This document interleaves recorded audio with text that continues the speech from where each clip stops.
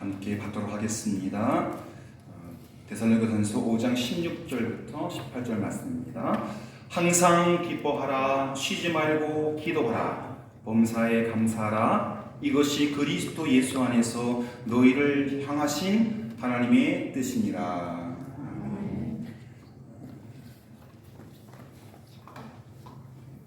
방송실 16절 좀 띄워주세요. 앞으로 넘겨가서. 제가 그리스도 예수 안에서 우리를 향하신 첫 번째 뜻이 무엇입니까? 하면 저걸 읽어주시면 됩니다. 여쭙겠습니다. 그리스도 예수 안에서 하나님께서 우리에게 부탁하신 첫 번째 하나님의 뜻은 무엇일까요? 그리스도 예수 안에서 다음 17절 넘겨주시고, 그리스도 예수 안에서 우리를 향하신 두 번째 하나님의 뜻은 무엇일까요? 쉬지 말고 기도하라. 마지막, 그리스도 예수 안에서 우리를 향하신 하나님의 세 번째 뜻은 무엇일까요? 범사에 감사하라. 거기까지 하셔야죠.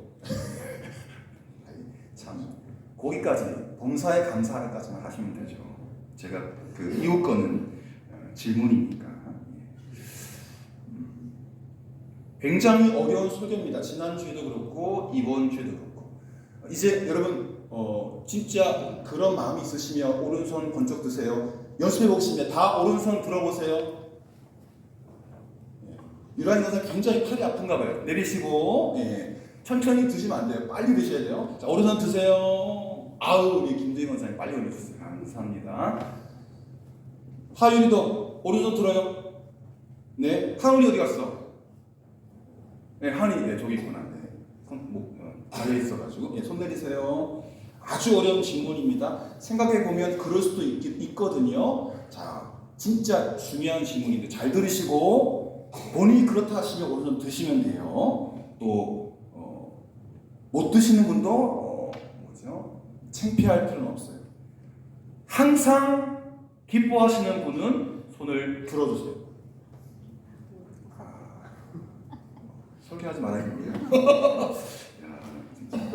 진짜요? 네? 진짜요? 지금 한 1분이면 내가 호흡이 끊어지는데 기뻐할 수 있을까요? 우리 남편이 다 죽어가는데 기뻐할 수 있을까요? 내 아들이 생때 같은 내 아들이 죽었는데 기뻐할 수 있을까요? 항상 기뻐한다는 건 지금 기쁜 게 아니라 기쁘게 살겠다는 게 아니라 진짜 기뻐야 되는 거예요. 1분 후에 내가 죽지만 기뻐해야 되고, 생태 같은 내 딸이 죽었는데도 기뻐해야 되고, 교회가 없어져도 기뻐해야 되고, 목사님이 죽어도 기뻐해야 되고. 그런데 저는 믿습니다. 여러분들이 손을 많이 드셨어요. 한 3분의 2 정도 드셨어요. 참 감사해요. 왜냐하면 선입견이 없이 드셨기 때문에 여러분의 믿음이, 여러분의 삶이 항상 기뻐하는 삶인 줄 믿습니다. 그래도 아까 말씀드린 갑자기 어떤 큰일을 당하면 우리가 기쁨을 잠시, 항상 기뻐하지만 기쁨을 잠시 잃어버릴 수 있잖아요. 그리고 자신에게 들지 못하는 사람은 조금 그 부분을 잘 묵상한 사람이고, 내가 생각해 본데 아침에 눈을 떠서 밤에 잠들 때까지 항상 기뻐하지 못하는 것. 제가 구체적으로 말씀드릴까요? 어제 하루 종일, 토요일 하루 종일 기뻐하셨습니까? 제가 서대구에 있는 성경학교 졸업실 갔는데 1시간 반을 가야 되거든요. 1시간 반을 와야 되거든요. 대구 있는 사람들은 30분을 가는데 1시간 반을 가고 1시간 반을 와야 되는데 3시간을 투자하는데 가면서도 이렇게 가야 되나? 그리고 제가 소감문이 있어가지고 새벽 2시에 나와가지고 한 잠도 못 잤어요. 갔다 와가지고 정말 시체처럼 잤거든요. 살짝 시험에 드는 거예요. 왜? 누군가는 그냥 한 발짝 건너오면 그 교회인데, 졸업식장인데, 저는 집사람 데리고 한 짐을 때려 싣고 1시간 반을 가야 되고, 그걸 설치해야 되고, 그리고 또 다 끝나면 그것도 돌보지 않아요. 제가 가져간 악기와 스피커와 주리와 카메라 이거 다 제가 챙기는 몫이에요. 어제 무척 더웠거든요.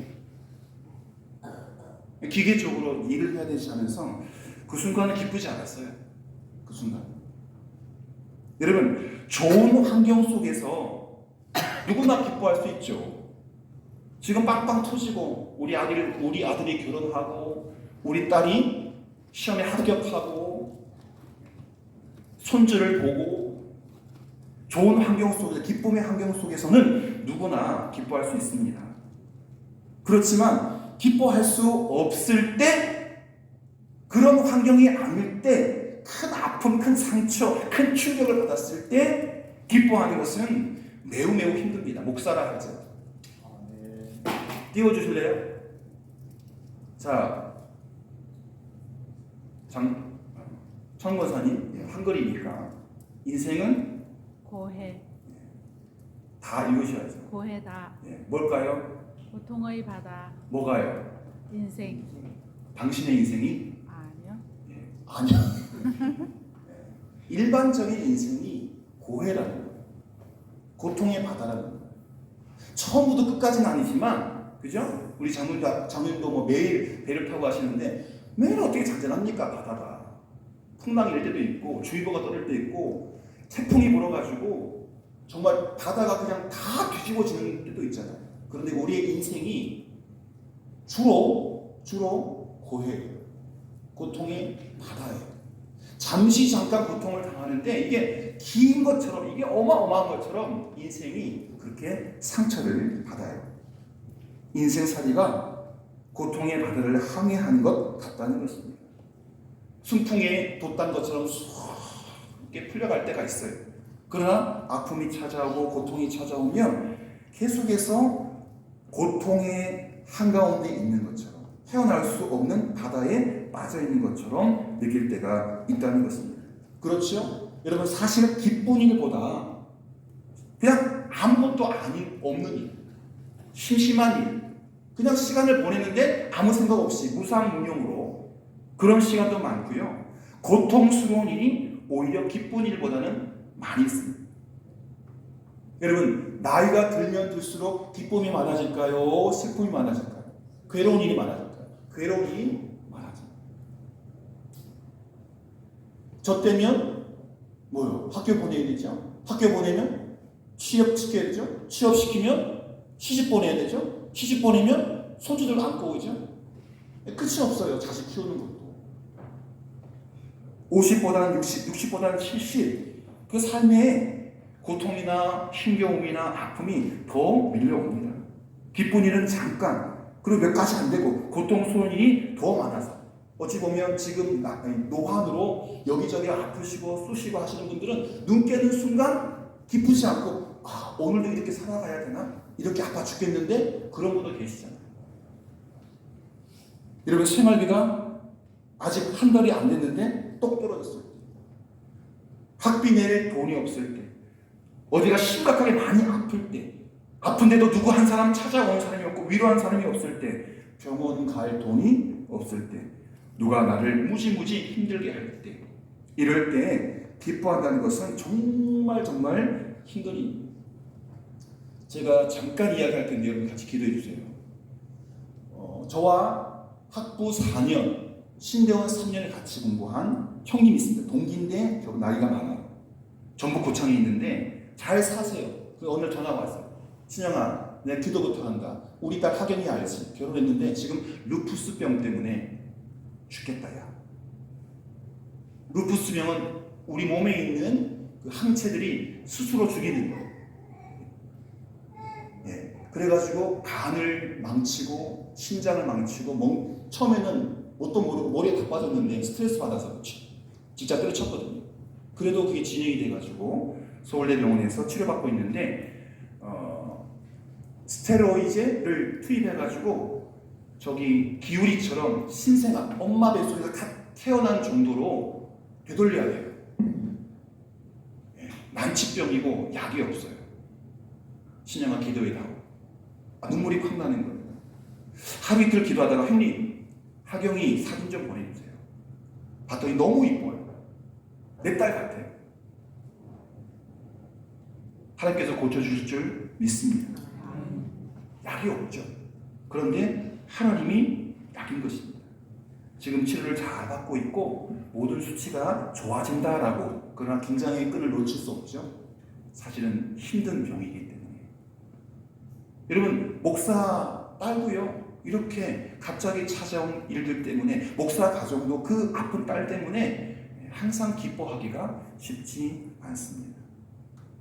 사랑하는 성도 여러분, 하나님의 자녀인 우리가 항상 기뻐할 수 있는 이유가 무엇일까요? 시편 23편 1절 2절 함께 읽어볼까요? 시작. 여호와는 나의 목자시니 내가 부족함이 없으리로다. 그가 나를 푸른 초장에 누이시며 실간한 물가로 인도하시는도다. 요 성구를 기억하시면서 우리 믿음의 사람, 하나님의 자녀가 항상 기뻐할 수 있는 이유가 무엇일까? 여러분의 생각으로 한번 대답해 보세요. 각자. 장승희 원사님, 저거 보고. 네, 묵묵부답. 박장로의 대표로 여호와는 나의 목자시니 내게 부족함이 없으리로다. 뭘까요? 갑자기 이렇게 말문이 막히시면 정답을 보여줘야겠죠? 하나님이 선한 목자가 되시기 때문입니다. 제가 결론을 말씀드릴게요. 사실 이 말은 말이 안 되는 거거든요. 마건사님, 아까 손 드셨습니까? 맞아요. 못 드는 게 맞는 거예요. 항상 기뻐할 수 없어요. 아멘. 여러분, 아침 일어났죠? 지금 오셨죠? 예. 잘생긴 목사님이 찬양 잘하니까 기쁘시죠? 근데 설교 들으려니까 괴롭고 오늘 또 길게 하시겠지? 하면서 찜찜하죠? 김군자 성도님 잘 모르시겠지만 제가 아주 짧은 논문을 길게 하는 은사가 있어가지고 웃으시네요.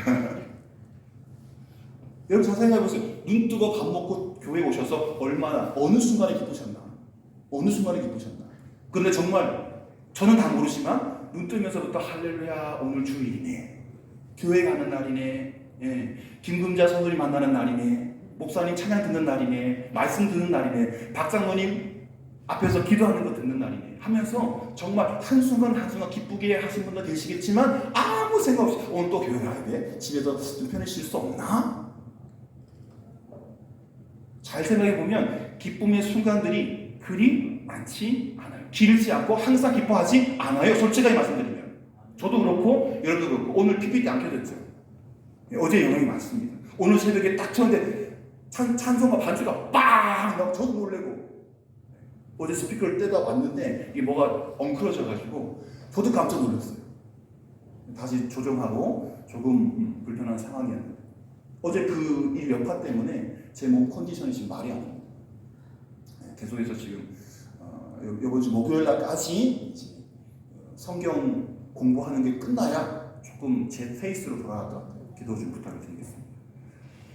그런데 저는 이 어려운 숙제 어떻게 하면 왜 항상 기뻐할 수 있지? 말도 되지 않은 이 명령을 하나님께서 왜 하시지? 어떻게 이 명령을 이룰 수가 있지? 결론도 말씀드리면 여러분 갓 태어난 어린아이가 되시면 돼요. 여러분 기우리의 기억 속에, 지금 기억 속에 괴로움이 있을까요? 우울이 있을까요? 아픔이 있을까요? 천만에요. 여러분 태어나서 1살, 2살 자기의 기억이 생기기 전까지 아픔, 상처, 우울, 괴로움, 슬픔 없어요. 배고프면 응애, 똥 싸도 응애, 자고 싶어도 응애, 다 통해요. 엄마가 쪼르르 달려와서 알거든요. 그 응애가 어떤 메시지인지.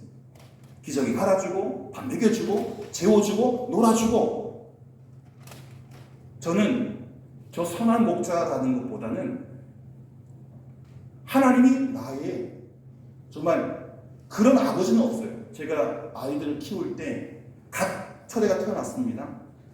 새벽 기도를 위해서 알람 소리는 크게 들리는데 그보다 더 큰 우리 큰아이의 그 울음소리 안 들려요. 근데 집사람도 출산 이후에 몸이 힘들고 하니까 자명종을 맞춰놔요. 알람 시간. 그래 막 12시 뭐 1시 그 자명종 소리는 더 크게 우는 그 딸내미의 울음소리, 신생아 울음소리 안 들려요. 집사람은 그냥 옆에 같이 자는데 불성만 해도 깨는 거예요. 엄마랑 아빠는 좀 많이 다른 것 같아요. 정말 신생아를 배불러서 낳은, 그래서 그 신생아 부스럼만 해도 깨가지고 가능하는 그 엄마의 마음으로 나를 품어주고, 조금만 찡하면 알았어 우리 딸 자전거 불러주고, 또 밥 먹는다 배고프다고 응애하면 쪼르르 가셔가지고 손등에 막 물 떨어뜨려 아시잖아요, 그죠? 물 온도 체크하고. 그때 막 기억나요. 막 전도사실에 막 눈 감고 막 피곤해 죽겠는데 타가지고 대충 갖다 주고. 힘들었어요. 아빠로서. 근데 엄마는 너무너무 그걸 잘하는 거예요. 지금도 잘해요. 저는 아이들을 하기 조금 불편한데 집사람은 너무 인기가 많아요. 큰딸이 오라고 하고 막내딸이 공부 같이 하자고 하고 재미있는 거 같이 보자고 하고, 저는 안 챙기고. 엄마 품속에 있는 갓 태어난 아이, 기쁨밖에 없어요. 하나님이 그런 존재라는 거죠. 여호와는 나의 목자신, 내게 부족함이 없습니다. 그분이 나를 푸른 초장에 누이시며 그분이 나를 쉴만한 물가로 인도하십니다. 이 고백이 다윗의 고백만이 아니라 우리의 고백이 되기를 원합니다. 갓 태어난 아이의 엄마처럼 하나님은 우리를 늘 기쁨과 감사함이 가득 찬 푸른 초장, 쉴만한 물가로 인도하실 줄 믿습니다. 여러분, 소망이 있는 사람이 기뻐하는 것처럼 하나님 우리를 푸른 초장으로 인도하시고 또 쉴만한 물가로 인도하시는 분이기 때문에 당장 우리의 삶이 힘들고 또 어렵고 아플지라도 우리는 그 상황 속에서도 기뻐할 수 있는 거예요. 아기는요, 기울이도 이제 쟤를 조금 알아봐가지고 롯데리 하고 안경 쓴 이 남자가 목사님이겠거니 하고 살짝 웃어줘요. 근데 엄마 보면은 진짜 막 천사가 죽거든요. 엄마를 알아봐요. 엄마가 보고 있는 거예요. 내 기저귀를 채워주는 분, 내가 배고플 때 우유 먹여주는 분, 내가 졸릴 때 재워주는 분, 내가 짜증날 때 놀아주는 분이 이분이야. 아기는 엄마를 알아봐요. 힘들고 어렵고 짜증나고 불평스럽고 원망스러울 때 엄마 같은 하나님 바라보시고 기쁨을 회복할 수 있기를 바랍니다. 하나님이 인도하시고 있다는 소망이 있기 때문에 우리 기뻐할 수 있는 것입니다. 하나님 나의 목자가 되어주시기 때문에 항상 기뻐할 수 있는 줄 믿습니다. 하나님께서 이스라엘 백성들을 종되었던 애굽에서 구원시키고 해방시켜 주셨죠. 그리고 하나님은 하나님이 약속하신 그 약속의 땅으로 인도해 가셨습니다. 그런데 출발하자마자 이스라엘 백성들이 뭘 맞닥뜨렸습니까? 요 사진이 제가 오늘 새벽에 찾은 홍해바다 사진입니다. 누가 성지순례 갔는데 홍해바다 앞에서, 저게 원래는 이렇게 세로로 길게 찍은 거예요. 근데 이걸 펼쳐놨어요. 저 뒤에 보면은 배 한 척이 보여요. 여러분, 건강사님 뚫어지게 보시는데 건너갈 수 있겠습니까? 없겠습니까? 배 타지 않고. 건강사님 묵묵부다. 못 건너가요. 모세가 없기 때문에, 지팡이 없기 때문에. 건널 수 있습니다. 하나님께서 갈라주십니다. 그렇죠? 할렐루야. 자, 홍해가 또 버티고 있는데 가라고 할 때는 언제이고? 저놈들 잡아와. 200만에서 250만 명이 돈 안 주고 부려먹으신 노예들 잡아와. 바로의 명령이 떨어지자 마병대들이 쫓아옵니다. 마차 타고. 앞에는 바다, 뒤는 애굽의 군병들.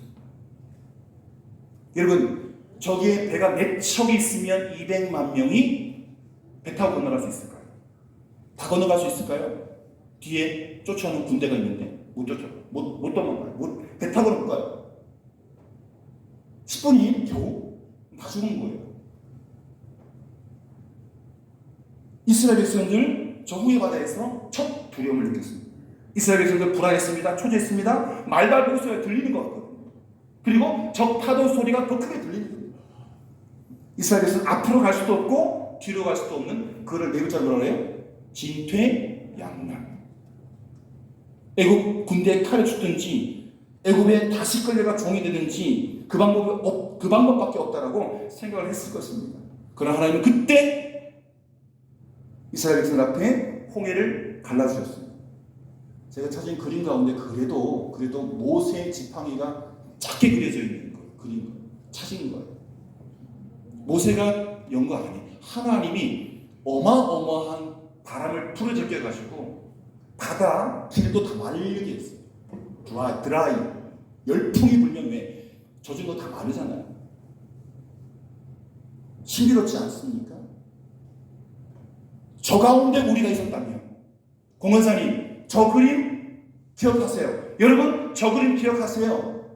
모세뿐만이 아니라 우리가 하나님의 백성이면 우리 앞에 가로막혀 있는, 우리를 쫓아오고 있는 애국 군대를 따돌리기 위해서, 수장시키기 위해서 하나님께서 바다를 열어 길을 만드신다. 웨이 메이커. 할렐루야. 엄마 대신 하나님이 다 하신다니까요. 기쁨에 놔두지 않아요. 절망 속에 놔두지 않아요. 사망 속에 놔두지 않아요. 살려주세요. 구원해 준다는 거예요. 저는 지난 일주일 동안 묵상하면서 저거보다는 엄마 품속에 있는 나, 우리 엄마 신복자 씨 품에 있는 어릴 때 보자기에 쌓여있고 제가 의식이 없던, 그저 엄마만 바라보면 다 해결되는 그걸 생각하면서 그럴 수 있겠다. 그럼 내가 너무 커버려가지고요, 그 엄마를 잊어버린 거예요.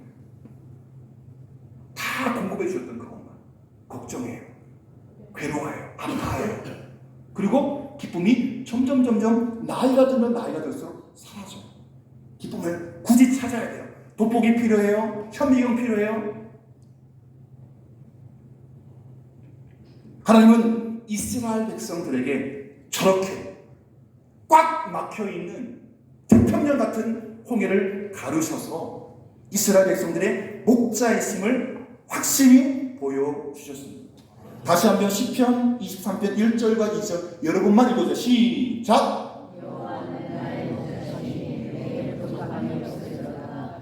그가 나를 불평하지 않으시며 수리하는 그가 인도하시는도다. 여호와가 여러분이 뭡니까? 선한 목자. 잊지 마세요. 우리 하나님은 우리를 푸른 초장으로 인도하시는 목자이시기 때문에 우리에게는 산 소망이 있는 것입니다. 또 이 소망이 있기 때문에 우리는 기뻐할 수 없는 때에도 기뻐할 수가 있는 것입니다. 이스라엘 하나님은 지금도 저와 여러분의 선한 목자가 되어 주시는 줄 믿습니다.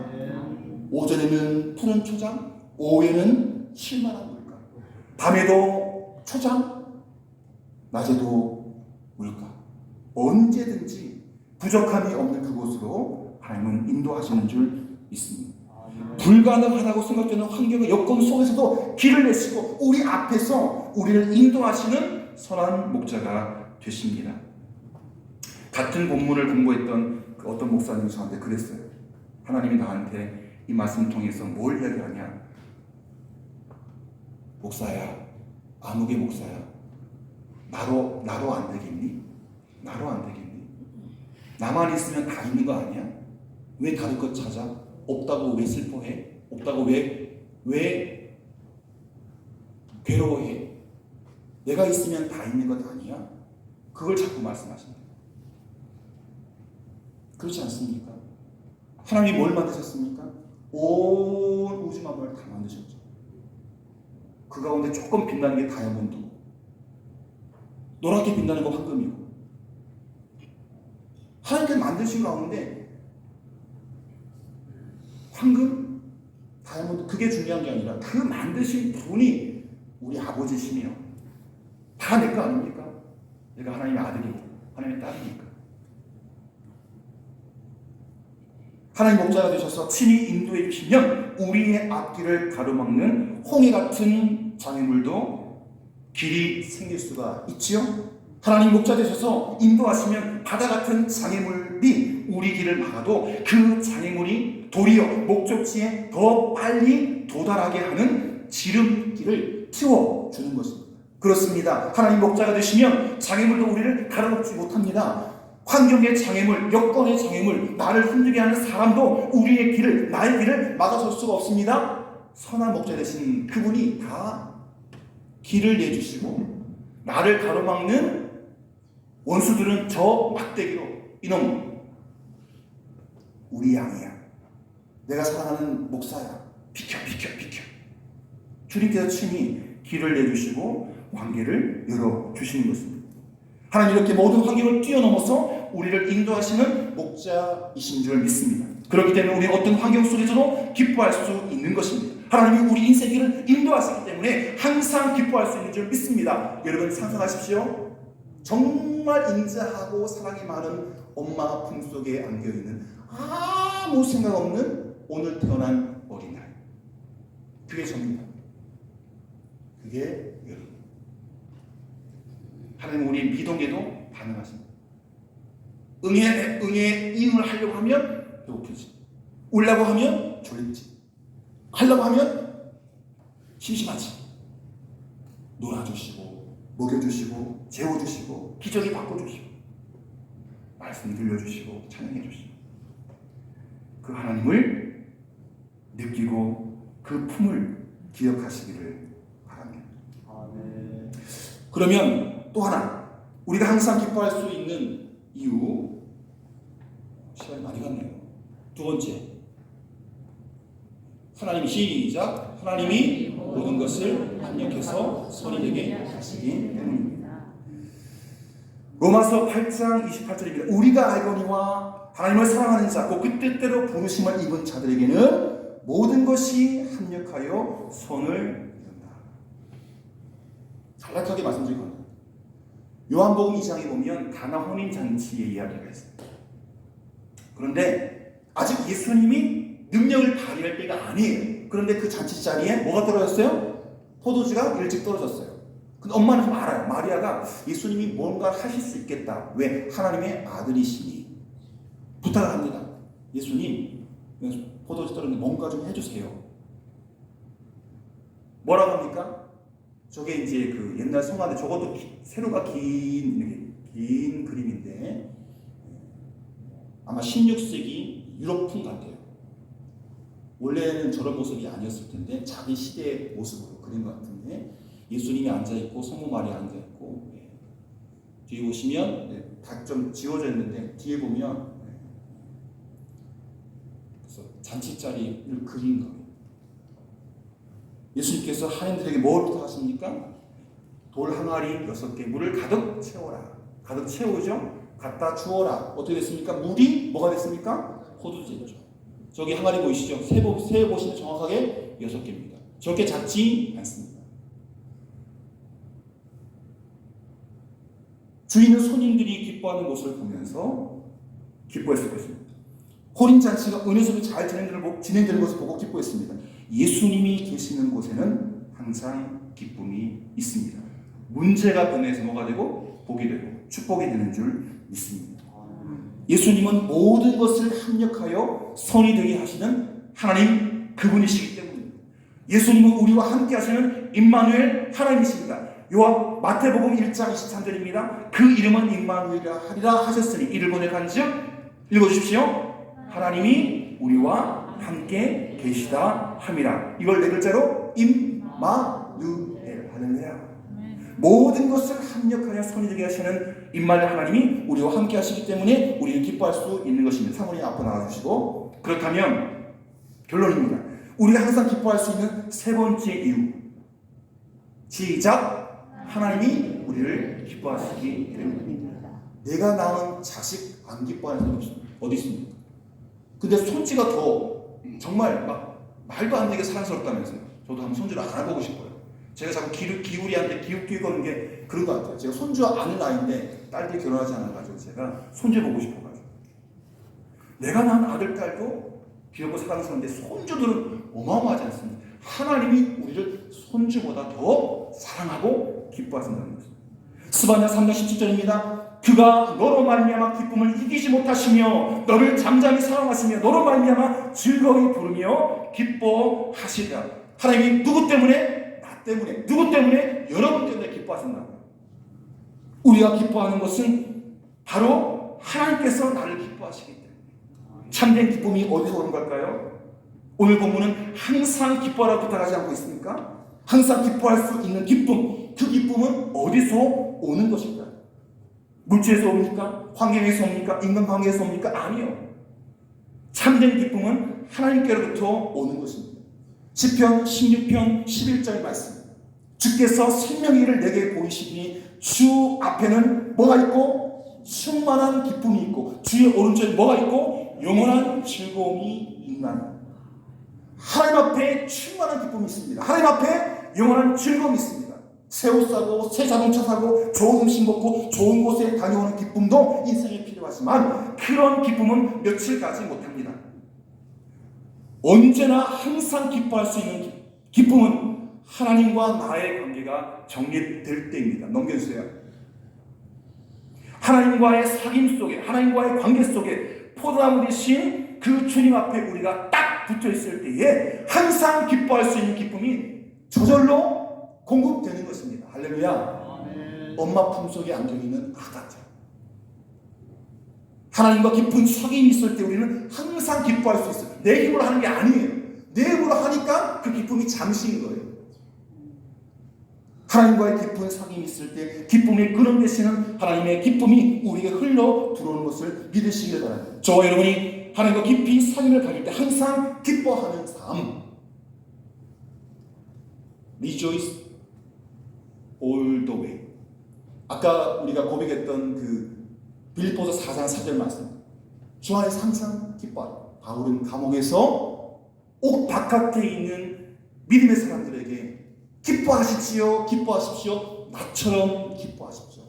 그리스도가 채워지면 감옥도 천국이 되는 줄 믿습니다. 감옥에 있는 바울이 바깥에 있는 성도에게 기쁨을 요청한 것처럼 하나님과 깊이 사귀시면서 엄마 같은 하나님을 늘 느끼시면서 항상 기뻐하는 삶을 살아가시기를 바랍니다.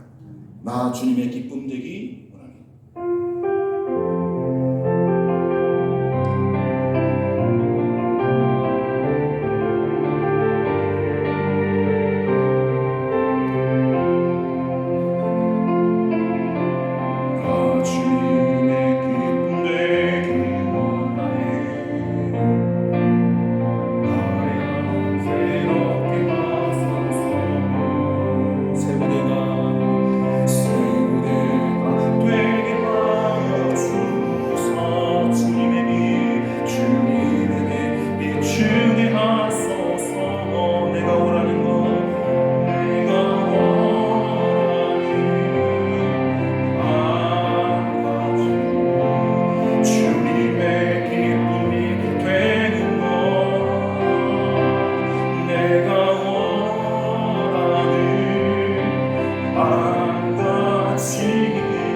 주님의 다시 1절입니다. 나 주님의 기쁨 되기 원합니다. 나 주님의 기쁨 되기 원하네. 내 마음을 새롭게 하소서. 새 무대가 되게 하옵소서. 새 무대가 되게 하여 주사. 주님에게 비추게 하소서.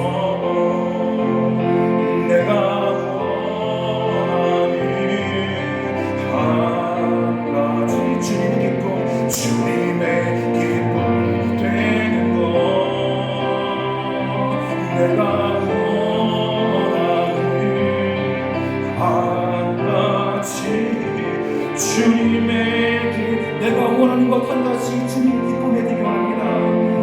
내가 원하는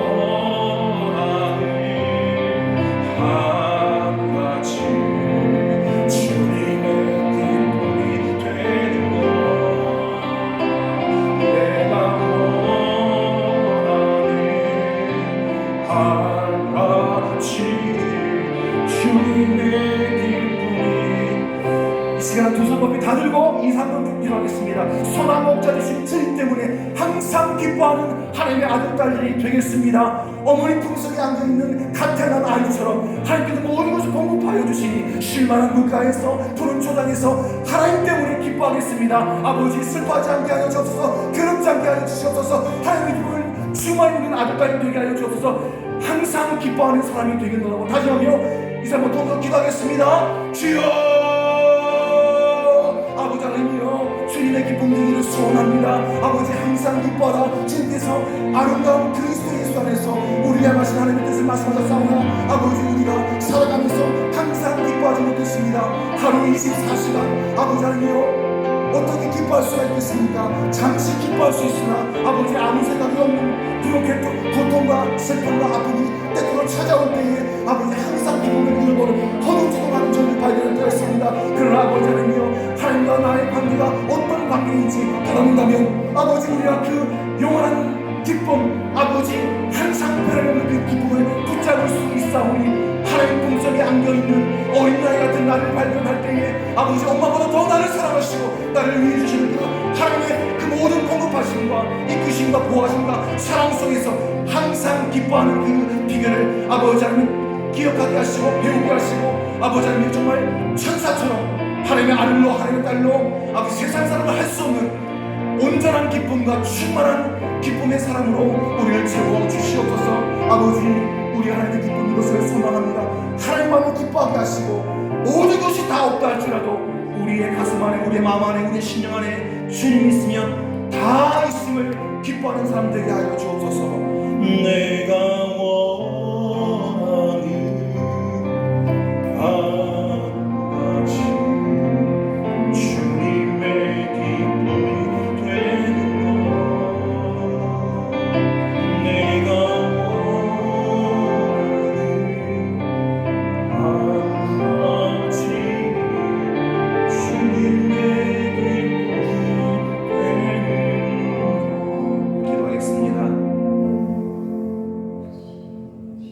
목사의 아들로 태어나 목사가 되어라 라고 하는 소원을 마음에 새기면서 제 나이만큼 제가 살아온 시간만큼 믿음의 사람으로 목사로 살아왔는데 항상 기뻐하는 이 말씀 속에서 항상 기뻐하지 못했던 부끄러운 저의 모습을 고백합니다.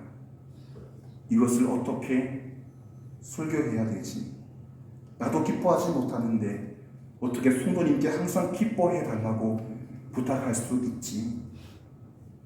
그 고민을 안고 엎드리고 또 성경을 읽고 기도하고 또 성경을 붙잡는데 갓 태어난 엄마의 품속에 해맑게 웃고 있는 어린 시절의 저를 기우리를 보면서 떠올렸습니다. 아, 이거구나. 하나님 품속에 내가 안겨있고 내가 조금만 찡찡거려도 내가 조금만 몸을 움직여도 하나님은 나를 채워주시고 나의 기쁨을 부어주시는구나.